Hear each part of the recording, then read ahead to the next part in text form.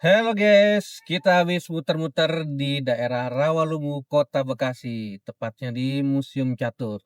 Dan kita akan ulik-ulik tentang sejarah catur di dunia dan di Indonesia. Iya. Jadi gimana nih sejarah catur di dunia? Nah, jadi catur itu kan permainan anak catur yang diletakkan di papan permainan. Mmm. Di abad ke-40-an sebelum Masehi di Mohenjo-daro itu ditemukan artefak yang diduga ini papan permainan. Papan permainan ini ya diyakini adalah papan permainan catur dan anak caturnya. Tapi karena ditemukan juga ada dadu di situ, jadi diduga ini jenis permainan balap dadu, balapan dengan dadu. Kayak permainan ludo ya berarti ya? Ya betul, kayak ludo. Di abad ke-31 sebelum Masehi itu berkembang permainan senat di Mesir. Nah, kemudian di abad 26 sebelum Masehi itu juga berkembang permainan 20 kotak di Mesopotamia. Nah, ini disebut juga permainan Ur. Mmm. Nah, kemudian di abad 6 Masehi, baru berkembang itu permainan pakisi di India. Nah, semua itu adalah jenis permainan balap dengan dadu. Maksudnya, dadunya dilempar keluar angka berapa, nanti anaknya dimainkan sesuai angka dadu sampai siapa yang duluan menang. Nah, baru Oh. tahun 1996 itu pakisi itu dikomersilkan di Inggris, dengan nama Ludo. Tapi semua permainan itu tidak berhubungan dengan strategi? Ya, betul.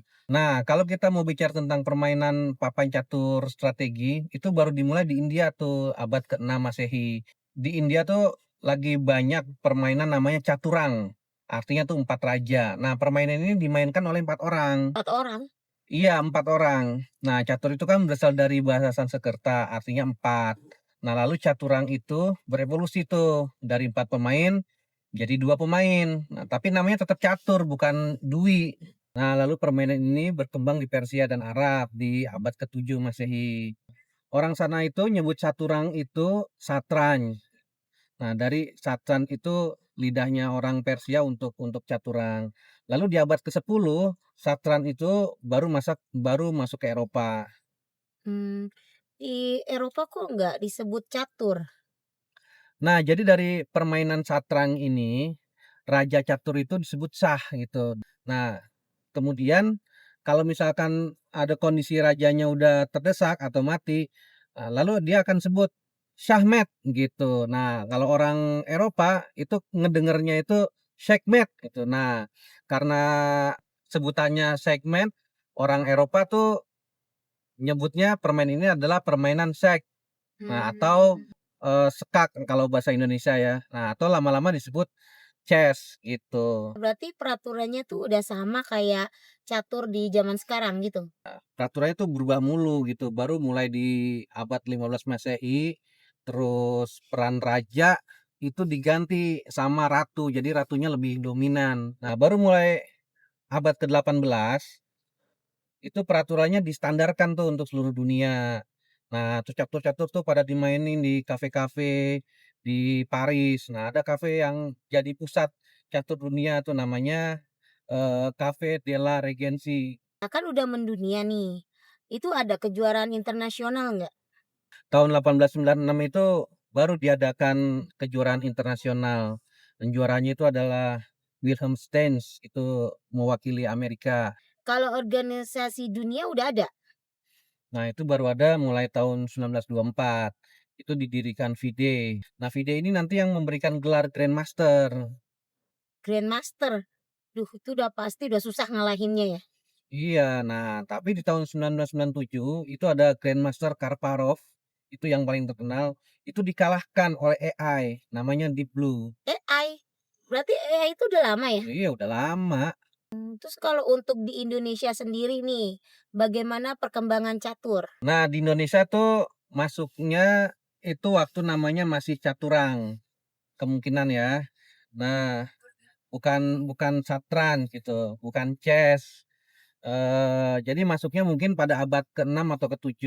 Nah, itu mungkin, masuk pada masa Kerajaan Tarumanegara lewat jalur perdagangan.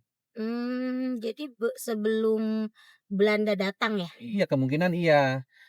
Pas Belanda datang ini, dia membawa catur ke Indonesia, tapi tapi itu udah versi yang standar internasional, udah catur modern. Nah, mereka Mmm, juga nyebutnya chess. kalau orang pribumi bagaimana? Kalau orang pribumi kemungkinan udah kenal catur sejak lama, makanya namanya catur. Jadi, walaupun orang Belanda nyebut chess, orang pribumi tetap nyebutnya itu catur. Lalu bagaimana di masa kemerdekaan? Nah, itu baru tahun 1950 berdiri, Persatuan Catur Seluruh Indonesia atau Percasi. Nah, di Percasi itu baru mulai ada tuh kejuaraan-kejuaraan nasional. Kalau dari Indonesia ada nggak Grandmaster Indonesia dari Ada Indonesia? ada ada ada beberapa. Nah, itu salah satunya Utut Hardianto. Nah, itu Utut Hardianto itu yang buka sekolah catur yang di dalamnya itu ada museum catur ini yang kita sedang datangi ini. Di museum catur ini ada kafenya loh. Iya, jadi anggap aja ini kayak Cafe Della Reggency yang di Paris itu, tapi ini yang Oh, versi Bekasi. mhm. Kalau untuk soal rasa oke lah.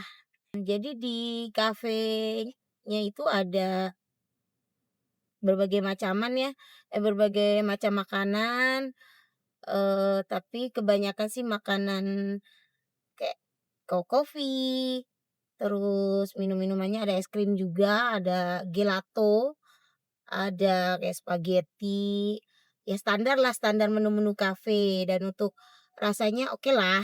Suasananya juga oke, di situ ada catur yang gede-gede tuh, jadi bisa foto-foto di situ, instagramable.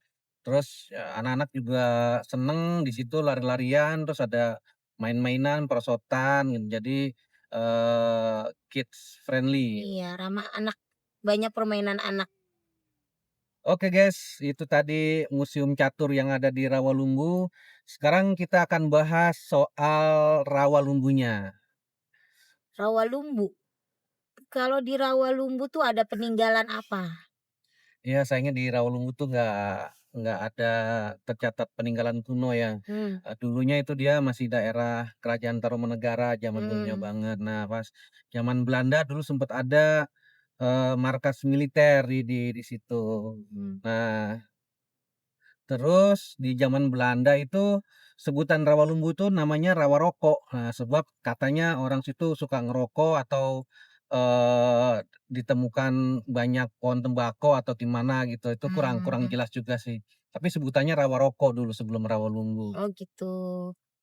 Kalau Rawalumbu itu sendiri artinya apa sih? Ya kalau rawa kan artinya emang rawa, Mhm. rawa-rawa. Nah, kalau kalau lumbu ini katanya sejenis hantu, sejenis ya makhluk-makhluk goib gitu. Ih, kok serem ya? Nah iya, jadi katanya kalau lagi main di rawa, tahu-tahu hilang nih kagak ketemu. Nah itu udah dimakan lumbu, dibawa lumbu gitu. Serem juga ya. Iya, Serem juga serem ya, juga. Bunda. Kalau wisatanya tuh ada apa aja tuh di Rawalumbu? Nah, kalau lagi mampir ke Rawalumbu itu jangan lupa mampir ke Rawa Gede, situ Rawa Gede. Mmm, Nah, di sana ada danau, terus danaunya juga udah diperbagus oleh warga sekitar. Terus ada banyak warung-warungnya juga, bisa makan di pinggir danau.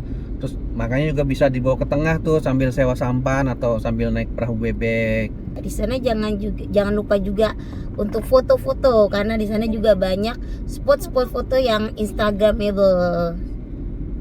Ya, segitu dulu ya guys, jalan-jalan kita ke Rawalumbu. Kita akan lanjut lagi jelajah daerah-daerah lain dan jangan lupa untuk like, komen, dan subscribe. Terima kasih. Jadi- Gitu Guys, dong. jangan lupa ya, like, subscribe, share, dan komen dan follow. Bye. Nah, Bye. Bye. nah.